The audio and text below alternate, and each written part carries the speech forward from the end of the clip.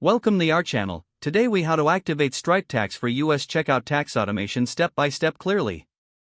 To activate Stripe Tax for US Checkout Tax Automation, begin by logging into your Stripe dashboard. Navigate to the Business Settings section in the lower left corner. Select the Tax option from the list of settings. Click on the Enable Tax button to start the activation process. Review the introduction and click on Get Started. You'll be prompted to provide business details to help Stripe determine your tax liability. Fill in your business type, address, and any other required information. After entering your information, click on Next to proceed.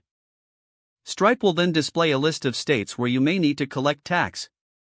Review the list and ensure it matches your business operations.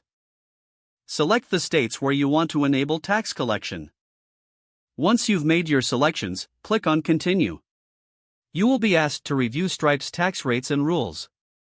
Take a moment to confirm that these rates align with your expectations.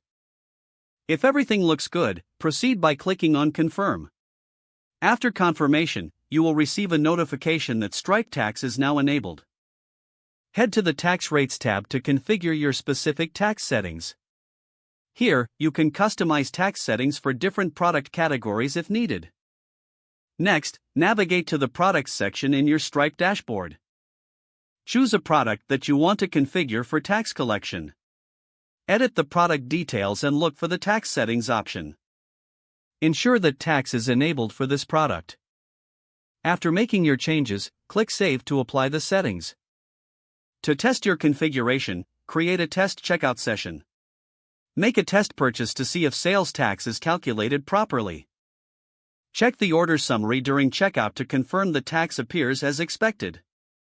If everything works correctly, your Stripe Tax setup is complete. You can now automate tax collection for your US customers seamlessly. If the page does not load, refresh the browser or try again in a private or incognito window. Make sure you are using the correct email address, then retype it carefully to avoid small typos. If your password is not accepted, use the Reset option and create a new strong password you can remember. Don't forget to like this video and subscribe to our channel for more step-by-step tech guides.